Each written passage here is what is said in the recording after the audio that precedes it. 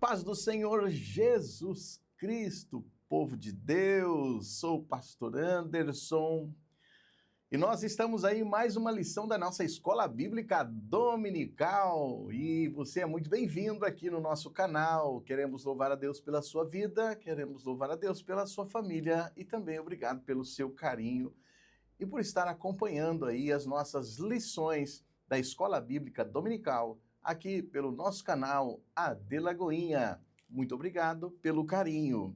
E hoje nós vamos aprender um pouco mais da lição de número 7 deste trimestre de 2026. O tema da nossa lição de hoje é para você que tem nos acompanhado e para você que vai compartilhar com mais alguém aí, peça para ele se inscrever no canal e acompanhar todas as nossas aulas aqui, tá certo? O tema da nossa lição é a obra do Filho. O texto áureo está em Filipenses, capítulo 2, versículo de número 9, onde o texto áureo diz assim pra gente: pelo que Deus o exaltou soberanamente e lhe deu um nome que é sobre todo o nome. A verdade a ser colocada em prática da nossa revista está a seguinte expressão: a humilhação voluntária de Cristo, sua obra redentora e sua exaltação gloriosa revelam que somente Ele é digno de toda a adoração e obediência.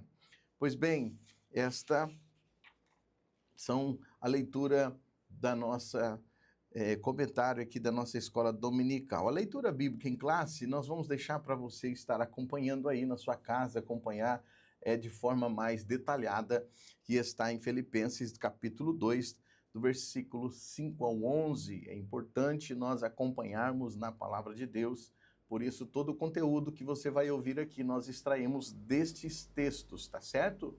É bom você conferir, é bom você estar acompanhando na sua Bíblia.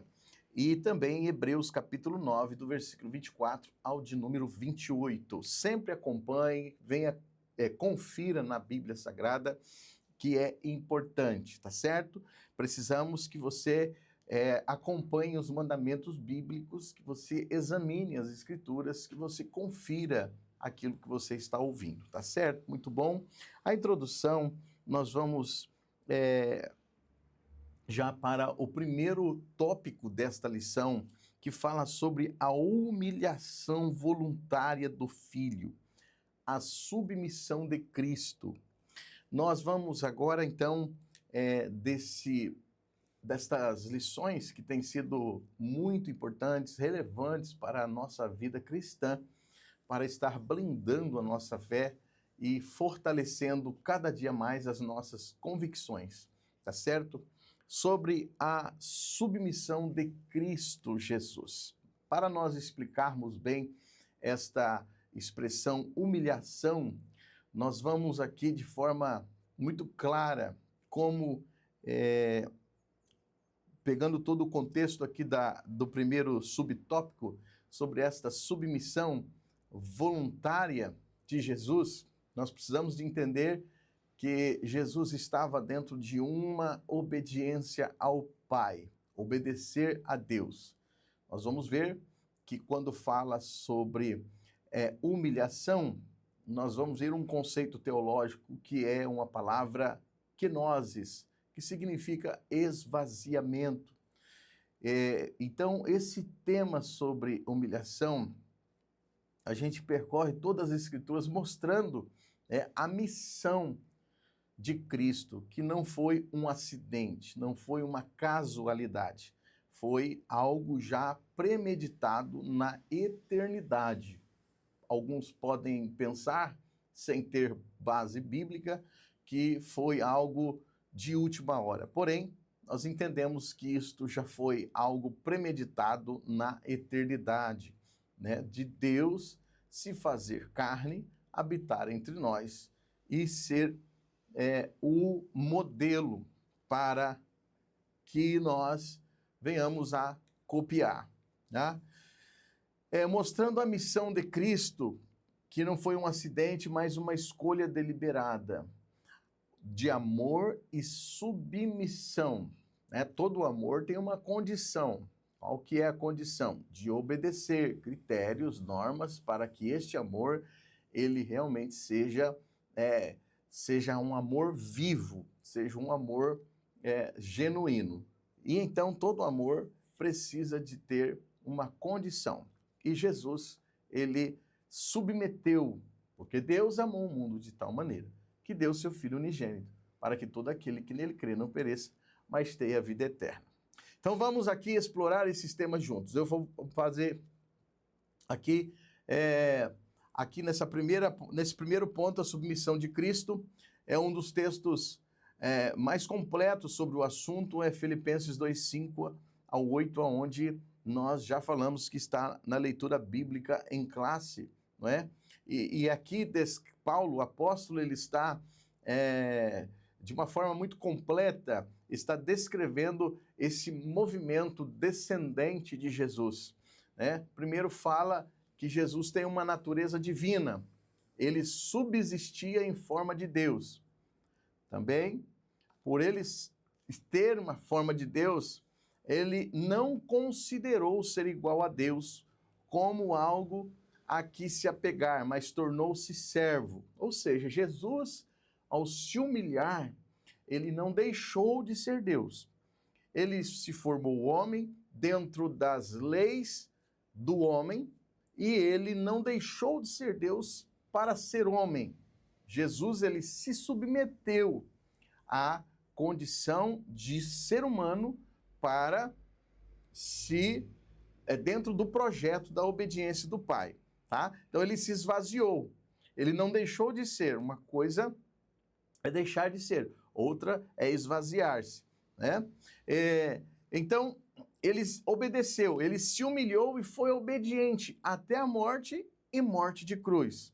Qual que é a missão? A missão, o profeta Isaías já havia revelado, a missão do servo sofredor, lá em Isaías capítulo 53, versículo de número 7. Isso é para que as pessoas entendam que Jesus já foi um projeto pensado na eternidade, dele se fazer carne, habitar entre nós, viver como nós, sofrer como nós, enfim, ter todas as dificuldades que nós temos. Porém, isso já estava programado há muitos anos, já na eternidade. Né? Séculos antes, o profeta, que é um profeta Isaías, ele disse que o Messias aceitaria o sofrimento de forma voluntária. Para que todos entendam que Jesus aceitou de forma voluntária. E o profeta Isaías disse, ele foi oprimido, mas não abriu a sua boca, como um cordeiro foi levado ao matadouro. Isto mostra a obediência. Isso mostra que a obediência de Jesus estava conectada a um plano eterno de redenção. A vontade do Pai em primeiro lugar. Jesus obedeceu à vontade do Pai em primeiro lugar. Isso está em João, capítulo 6, versículo de número 38. Você pode acompanhar aí na sua Bíblia Sagrada. Jesus, frequentemente, não era incomum Jesus ele citar algumas expressões, como, por exemplo, porque eu desci do céu não para fazer a minha vontade, mas a vontade daquele que me enviou. Então já percebemos aí, o ápice dessa obediência ocorreu lá no Getsemane, aonde, apesar da angústia, ele escolhe o cálice do Pai. Então veja só que Jesus, sendo Deus, não teve por usurpação, ou a grandeza, ou orgulho, ou coisas dessa natureza de ser igual a Deus, mas se humilhou, mas se esvaziou de toda esta glória dentro de um sentimento de obediência ao nosso Criador, uma submissão ao nosso Deus, cumprindo uma missão, ok? O segundo ponto da nossa lição da escola bíblica, o esvaziamento da sua glória, que é importante e eu gostaria que você percebesse para você também aplicar aí para o conhecimento, para entender aqui sobre o esvaziamento da sua glória. e Jesus ter assumido forma de servo, do grego quer dizer morpé, doulou. Precisamos olhar para esta prática do seu dia a dia, como ele lidou com as limitações humanas. Preste atenção, que às vezes a gente olha a Bíblia e passa correndo sem perceber detalhes minuciosos. Mas nós vamos aqui, olha só como Deus escolheu para viver a nossa realidade. Jesus, sendo Deus, não teve por usurpação ou por grandeza por ser igual a Deus, mas ele escolheu viver entre nós, como nós, dentro da nossa realidade. Presta atenção aqui, olha só, esta forma de esvaziamento na prática. É importante isso. Essa forma de esvaziamento na prática, por exemplo, primeiro, como que Jesus vai viver isso agora na prática? As dependências das necessidades físicas.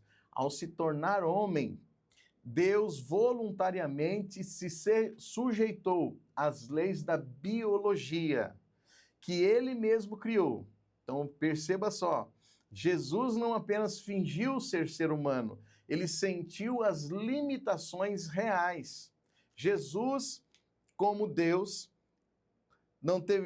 se esvaziou-se de toda esta gloriosa natureza, mas Jesus, ele também, como ser humano, ele teve cansaço, ele teve sono, ele precisava descansar, ele precisava dormir. Isso em João 4:6 e Mateus 8:24. Também Jesus sentiu fome e sede.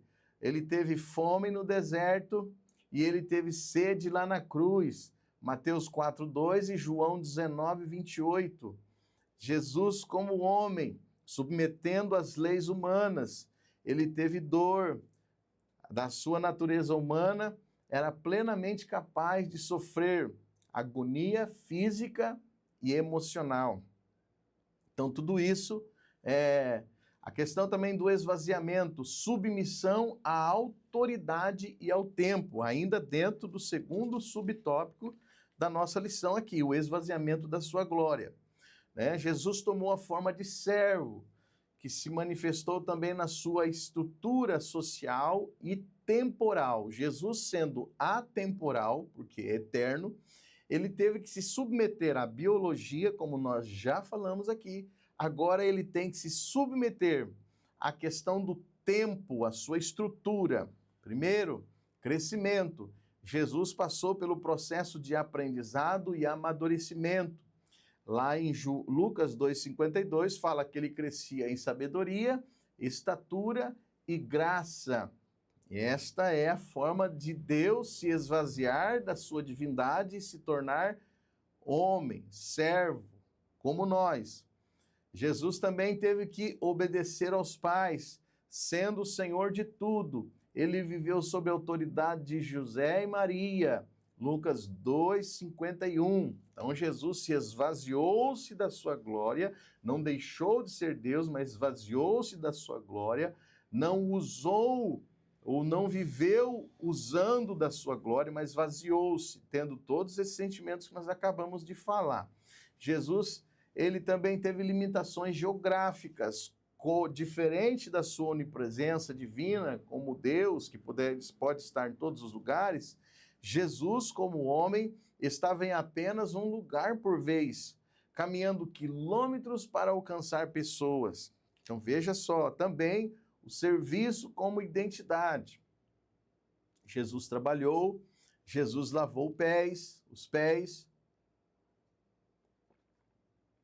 E a gente vê isso lá em João capítulo 13. Entendemos, e já é de conhecimento dos irmãos, que aquela maneira de lavar pés, aquele ato de lavar pés, era uma das tarefas ou de uns ofícios da mais baixa classe, reservado ao escravo menor na posição em casa. Ou seja, além de ser escravo, tinha um escravo que só fazia isso, de lavar os pés. Jesus, ele não teve essa grandeza de Deus, mas esvaziando-se a si mesmo, ele lavou os pés dos discípulos. né? Jesus inverte a lógica. Jesus inverte, porque o reino de Deus a gente olha o reino de Deus, às vezes, tomados por uma visão do mundo. Porém, o reino de Deus de forma enviesada. Aquilo que eu acho grande aqui no mundo, pode ser que no reino de Deus nem apareça. E aquilo que eu acho pequeno aqui no mundo, pode ser que seja a maior grandeza diante de Deus. É importante a gente viver isso. Não vamos deixar que a visão deste mundo venha nos fazer olhar como se fosse no reino de Deus. É ao contrário a visão. Tá? E, então, Jesus ali como servo, Jesus ele toma uma toalha, uma bacia com água e vai lavar os pés dos discípulos. Humilhou-se, esvaziou-se da sua glória e se fez servo. Literalmente, escravo. A obediência sacrificial até a cruz. Já o terceiro subtópico, que diz a obediência sacrificial através da cruz, ou até a cruz. São dois pontos que conectam perfeitamente. O Getsemane é o momento em que Jesus decide, no íntimo, manter a obediência. Pois ali, a gente sabe que precisava reverter o que Adão havia cometido. O erro que Adão havia cometido lá no paraíso, Jesus precisava de reverter agora para nos dar a vida eterna. Então veja só como nós analisarmos esse ponto relevante sobre esta vitória da vontade, né? O contraste entre os jardins. O contraste entre os jardins. Em Romanos capítulo 5, mostra que a história da humanidade é marcada por dois grandes atos em dois jardins diferentes. Primeiro, Adão estava no Éden, lugar de perfeição, lugar de alegria, lugar de gozo, lugar sem nada, lugar também da sinceridade, lugar da inocência. E Jesus, no Getsemane, a escolha, Adão escolheu fazer a sua própria vontade. Adão escolheu obedecer o seu próprio instinto. Aonde que alguém pergunte, eu abro um aspas aqui, e pode perguntar e dizer por que Deus deixou com que Adão tocasse aonde não era para tocar, ou comesse o que não era para comer? Bom, primeiro que Deus, se tivesse nos criado de uma forma que nós não teríamos escolha, não seria um Deus de amor. Deus não seria um Deus de amor se Deus tivesse nos criado de uma maneira em que nós não tivesse escolha. Então, fecho aspas. Adão, seja feita a minha vontade. Escolheu fazer a vontade dele. Jesus, além de fazer a vontade dele, também teve o interesse de ser como Deus, porque essa é a proposta que a serpente fez ali para Eva, né? Porque o dia que vocês comerem, vocês serão como Deus. E isso atraiu, então, para que Eva comesse e desse do fruto ao seu marido. Mas Jesus, lá no Getsemane, não seja como eu quero, mas como tu queres. Olha a atitude diferente, né? Enquanto Adão procurou fazer a sua vontade no paraíso, Jesus, no Getsemane, fez a vontade do Pai. A desobediência e o orgulho. Obediência e humilhação voluntária. O resultado foi o quê? O resultado desta desobediência foi que Adão sofreu essa queda, e Jesus, ele de forma obediente e voluntária, ele resgatou. Daí nós sabemos que foi a queda de todos nós quando Adão ele cometeu este erro, não é? A vitória da vontade no Getsemane. No Getsêmani, Jesus experimenta uma agonia tão intensa que o seu suor se transformou em gotas de sangue. Você que ainda não leu esse texto, eu acho importante você conferir Lucas 22, 44. Isso demonstra que a sua obediência não foi automática, mecânica, né? Foi uma conquista sobre a vontade humana que naturalmente teme a dor e separação. É claro que a nossa vontade humana, nós tememos a dor, nós ficamos com medo de sentir dores, né? E até um certo limite não é ruim, porque isso faz a gente ficar com mais cuidado. Porém, nós vemos que Jesus venceu este medo. Jesus ultrapassou esse medo, né? Quando Jesus ele diz, passa de mim esse cálice, Jesus expressa a sua humanidade real.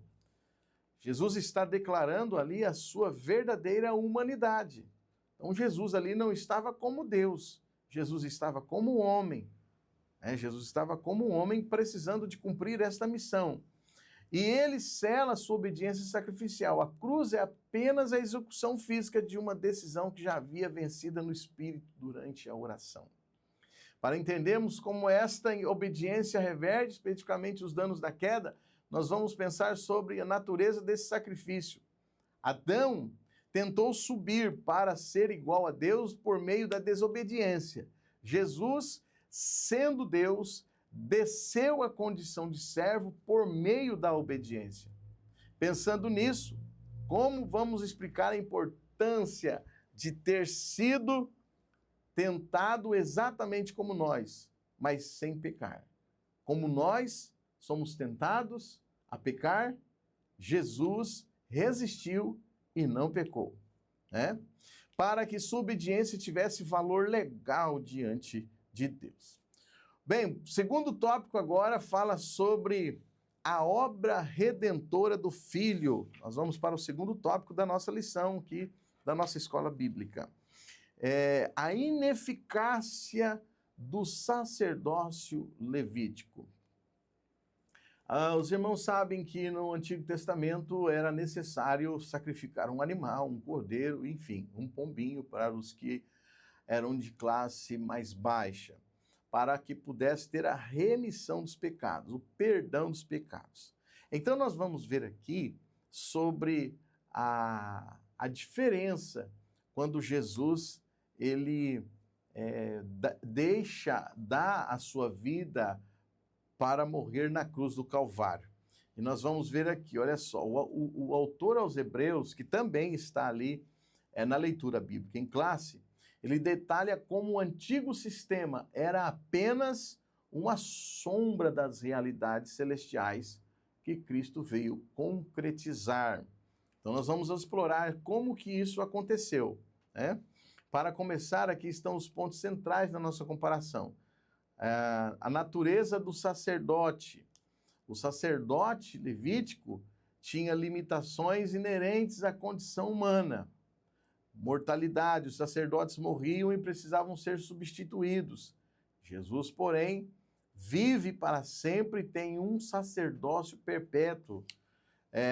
Pecaminosidade. Os levitas, eles tinham que oferecer sacrifícios primeiro por eles, pelos seus próprios pecados. Jesus, como sumo sacerdote, perfeito e santo, inculpável e puro. Então, olha só, a diferença é muito grande. A eficácia do sacrifício, o resultado desse sacrifício. Na verdade, nós vamos falar que a ineficácia do Antigo Testamento, no antigo sistema, é demonstrado pela sua repetição. Ou seja, isso acontecia diariamente. Diariamente, o povo levava animais para serem mortos, para ter o perdão dos pecados. Mas Jesus, o sumo sacerdote, Jesus, ele ofereceu o seu sacrifício uma só vez, de uma vez por todas. Jesus, ele eliminou aquela sucessão diária e cansativa de sacrifícios de animais. Ele morreu na cruz do pecado por toda a humanidade. Jesus colocou um basta em tudo isso. Então, a gente vê aqui que hoje, graças ao bom Deus e a Jesus, que ressuscitou dos mortos, não há necessidade de anualmente nós fazermos sacrifícios pelos nossos pecados, porque Jesus já morreu por eles. O sangue de Cristo, Jesus ofereceu um único sacrifício uma vez por todas. O local, Hebreus 9, 11 e 12. No Antigo Testamento, no Antigo Sistema, era um tabernáculo terreno, mas o sacerdote levítico operava em um santuário feito por mãos humanas, que era uma cópia e celestial. Jesus entrou no maior e mais perfeito tabernáculo, no seu próprio céu, apresentando o seu próprio sangue diante do Pai. Olha só, então, está aqui, Jesus, ele deixou ele não deixou de ser, mas não usou a sua divindade para a remissão dos nossos pecados. Jesus, no Getsemane, ele sofreu como nós, aliás, de forma muito mais intensa, pelos nossos pecados, para que hoje a gente possa dizer que temos a vida eterna, certo? Segundo ponto também, aqui o sacrifício único e suficiente, o fim do véu. O fim do véu é uma das imagens mais poderosas da Bíblia para descrever a transição do Antigo para o Novo Testamento. Quando Jesus, lá na cruz, ele expirou, o Evangelho de Mateus 27, 51 fala isso para nós, que o véu do templo, alguém pode dizer assim, mas que véu é esse? Qual é esse véu do templo que se rasgou de alto a baixo? Era o véu que fazia a separação de nós e Deus. E antes desse véu ser rasgado, era necessário ter um sacerdote que pudesse levar diante de Deus os nossos sacrifícios pelo perdão dos nossos pecados. Após então esse véu ser rasgado, após esse véu então ser eliminado, ser tirado, a gente agora temos acesso direto ao Pai. Não temos barreiras, não vamos ter obstáculos para falarmos com o Pai, né? E aqui, a barreira do acesso direto. No antigo sistema levítico, o povo dependia de intermediários humanos e rituais complexos para aproximar de Deus. Como o sacrifício de Jesus, o acesso foi democratizado. Ou seja, com o acesso democratizado, nós temos a liberdade, como já falei, de entrar no Santo dos Santos, ou entrar na presença de Deus. Pensa se isso não tivesse ocorrido, nós precisávamos de alguém que pudesse ter esse acesso até Deus, para então pedir o perdão dos nossos pecados. Com a morte de Jesus, agora nós temos o livre acesso direto ao Deus Pai. Bom, quando fala democratizado é porque qualquer pessoa pode dobrar o seu joelho, ou pode orar em pé, ou sentado, ou deitado, e buscar a Deus. E Deus, por certo, ele vai ouvir, ele vai atender aos nossos pedidos. A abertura de um novo e vivo caminho. Jesus não apenas abriu a porta, ele se tornou o caminho através do qual qualquer pessoa em qualquer lugar pode falar diretamente com o Pai. A barreira ética e social, Jesus versus gentios, antes havia essa barreira, como todos conhecem.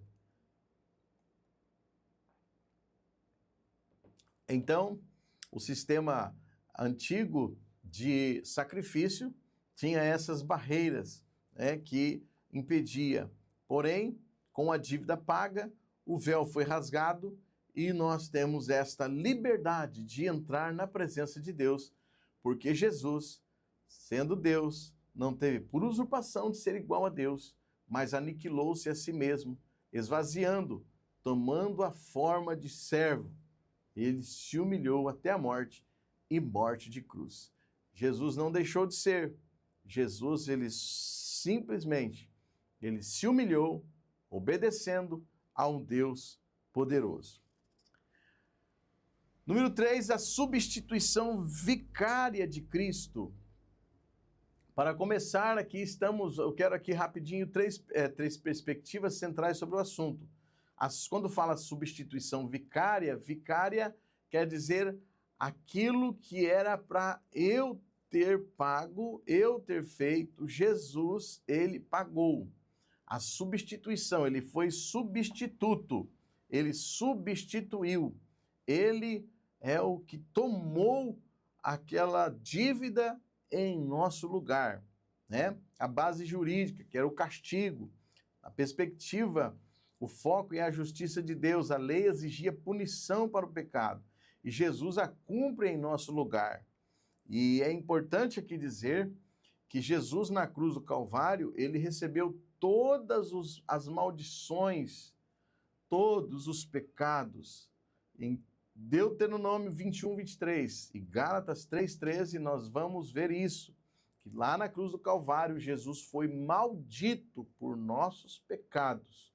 Jesus não foi abençoado na cruz, ele foi amaldiçoado na cruz pelos nossos pecados. E é isso que nós precisamos entender, que todas as maldições que eram para ser contra nós, Jesus, ele assumiu essa bronca. É como você assumir a dívida de uma outra pessoa, deixando com que ela tenha a vida livre dessa dívida. Jesus assumiu essa dívida em nosso lugar. E a gente vê isso em Romanos 3, 23 ao 26, que o conceito é a propiciação, o meio pelo qual a ira de Deus contra o pecado é satisfeita, permitindo que ele seja justo e, ao mesmo tempo, justificador daqueles que o creem. Então, Jesus, ele recebeu todas as maldições e ele justificou-nos diante de Deus. Olha que coisa maravilhosa a morte de Jesus, né? O aspecto sacrificial, o cordeiro, esta visão conecta Jesus ao sistema de sacrifício do Antigo Testamento, onde um animal inocente morria no lugar do culpado. E a gente conhece esse texto lá em Isaías 53, né? O conceito, o Senhor fez cair sobre ele a iniquidade de todos nós, como eu já falei, assim como o cordeiro. Cristo é o sacrifício perfeito e remove a culpa. Oh, que verdade gloriosa e libertadora para nós, né? 2 Coríntios 5, 21, aquele que não conheceu o pecado, Deus o fez pecado por nós, para que nele fosse feito justiça de Deus. Jesus leva o nosso currículo de pecado e nós recebemos o seu currículo de santidade. Isso é maravilhoso e louvado seja o nosso Deus pela vida e pelo nosso Senhor e Salvador Jesus Cristo, que nos abençoou com estas sortes de bênçãos espirituais. Bom, terceiro ponto da nossa lição é a exaltação gloriosa do Filho, recebido à destra de Deus. Olha só, a exaltação de Jesus é o estágio final da sua obra redentora. Depois de Jesus ter nascido, pregado, feito maravilhas, Jesus foi crucificado, morreu ao terceiro dia, ressuscitou por um espaço de 40 dias. Jesus viveu entre os discípulos e agora Jesus é recebido na glória celestial, ou seja, o Deus que se tornou homem e não deixou de ser Deus, ele volta ao céu e se torna Deus. Após a sua humilhação e morte, Deus o levou a um lugar de máxima honra.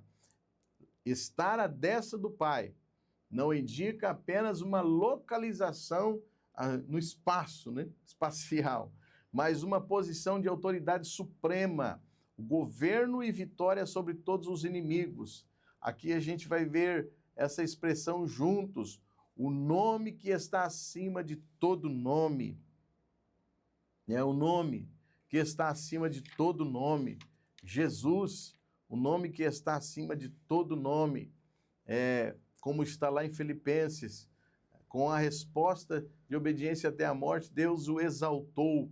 Deus o exaltou aqui, não como Deus, mas Deus o exaltou Jesus como homem. Deus o exaltou soberanamente.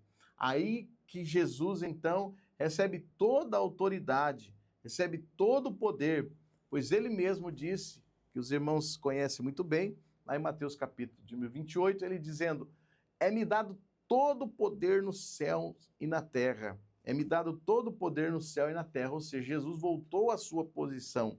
Ele não deixou de ser Deus, mas voltou na posição de Deus, deixando a forma de homem. A exaltação serve para que toda língua confesse Jesus Cristo, que Jesus Cristo é o Senhor para a glória de Deus Pai. Então, essa expressão é importante, né? Aí Jesus, essa superioridade, Jesus demonstra que ele é infinitamente superior aos anjos e qualquer outra autoridade. O domínio e a esperança. Paulo descreve que o poder de Deus exerceu em Cristo, né? Jesus, ele foi colocado acima de todo principado, potestade e domínio, como cabeça da igreja. Jesus é o cabeça da igreja. Tudo foi posto debaixo de seus pés para o benefício da igreja. Você já pensou no tanto de coisas que a gente vem falando aqui, que Jesus, pela sua bondade e misericórdia, ele outorgou à igreja, ele entregou à igreja. Você parou para pensar o quanto nós podemos fazer usos e frutos deste poder de filhos de Deus, de servos de Deus, por causa de Jesus. Tudo por causa de Jesus, né? Segundo subtópico, um nome acima de todo nome. Acima de todo nome, precisamos entender que na Bíblia um nome representa a sua própria essência, a autoridade e reputação de uma pessoa. Quando Deus exalta Jesus a este nível, ele está declarando que não há autoridade no universo que se compare a ele. Não há autoridade no universo que se compara a ele, né? Então a gente vê aqui sobre esta exaltação, esse texto. Jesus está acima de todo nome. É uma resposta direta à humilhação voluntária de Jesus, né? Glória a Deus por isso. Sobre as autoridades e potestades, Efésios 1, 20 e 22,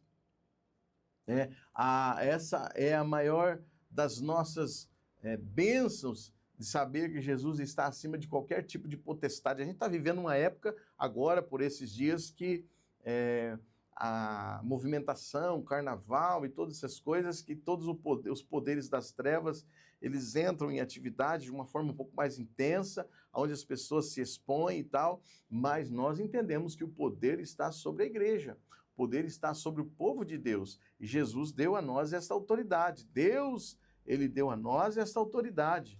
Jesus está à direita de Deus, acima de todo principado, toda potestade.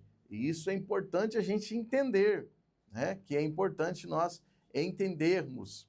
Pois bem, nós vamos para o terceiro ponto agora, aqui, a soberania universal, o retorno triunfal. Agora que é importante, e agora a gente vê o propósito de Jesus ter feito servo, ter se humilhado, ter tido a forma de homem, não teve por usurpação ser igual a Deus, porém se esvaziou de tudo isso, né? Por quê? Porque Jesus agora, ele é soberano e ele tem uma data programada para o seu retorno na face da terra, para o retorno triunfal, o retorno que tanto nós aguardamos.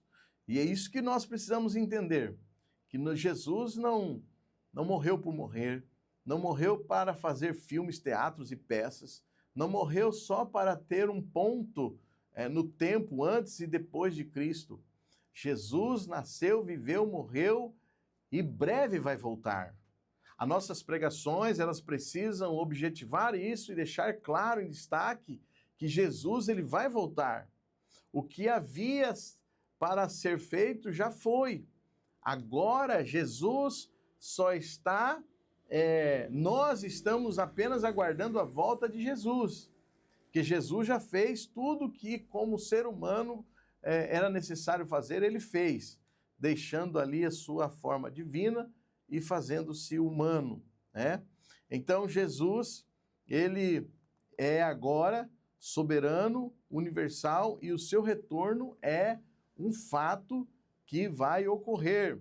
Então a gente vê aqui, a questão da autoridade, a autoridade atual e invisível. Jesus disse antes de sair: foi-me dada toda a autoridade no céu e na terra. Isso significa que a autoridade dele não começará apenas no futuro, ele já reina. É o que muitas pessoas pensam, né? Que Jesus ele vai exercer a sua autoridade apenas no futuro. Não, ele já tem toda a autoridade.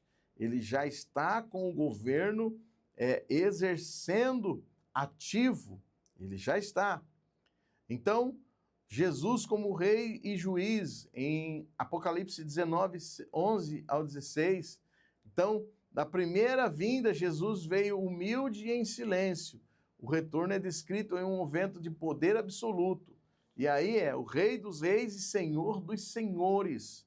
Toda autoridade, pensa numa autoridade máxima. Jesus está acima dessa autoridade e ele vai voltar.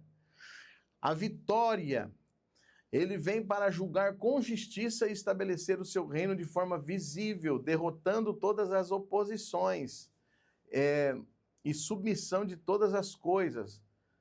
Coríntios 15, 24, 25.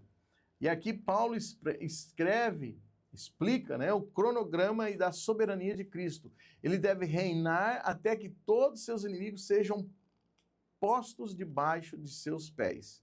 Então, o retorno triunfal marca o momento em que a morte, o inimigo, que é a morte, o último inimigo, será finalmente destruído.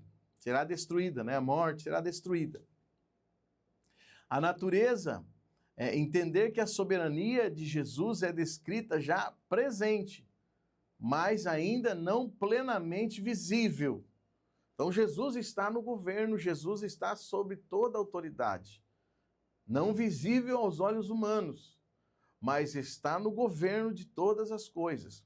É importante a gente olhar isso e que tem uma data para voltar. Eu não posso deixar que você esqueça disso, né? Detalhar as descrições que o retorno de Jesus será visível na sua primeira arrebatamento, depois da sua forma visível, e será um impacto na criação. E aí, nós, como servos de Deus, precisamos estar atentos, esperançosos, aguardando esse retorno glorioso do nosso Senhor e Salvador Jesus. Então, Jesus virá para nós no arrebatamento da igreja e depois Jesus virá de forma visível a todos os olhos. Então, portanto, fique com essa lição, guarde no seu coração, procure pesquisar mais, procure ler mais, estude mais, ore mais, jejue. E eu sei que Deus vai cada dia aquecer no teu coração estas verdades que nós não podemos abrir mão, não podemos negociar essas verdades. Elas são inegociáveis. O mundo quer nos levar à forma, diluir as nossas convicções, mas não podemos abrir mão destas grandes verdades que norteiam a nossa vida. A conclusão diz: a obra do Filho é completa, suficiente e gloriosa. Da humilhação à exaltação. Ele humilhou para nos salvar. Ofereceu-se em sacrifício vicário para nos redimir e foi exaltado para governar eternamente. Como a igreja, somos chamados a viver em comunhão com essa verdade, aguardando o retorno de nosso Senhor e Salvador. Vivamos como servos daquele que nos serviu com sua vida e nos salvou com o seu sangue. Quero louvar a Deus pela sua vida, obrigado pelo carinho. Quero desejar a todos uma excelente semana. E não se esqueça, o sinal de Deus, não se esqueça, as verdades do reino de Deus, elas não acompanham o que acontece no mundo.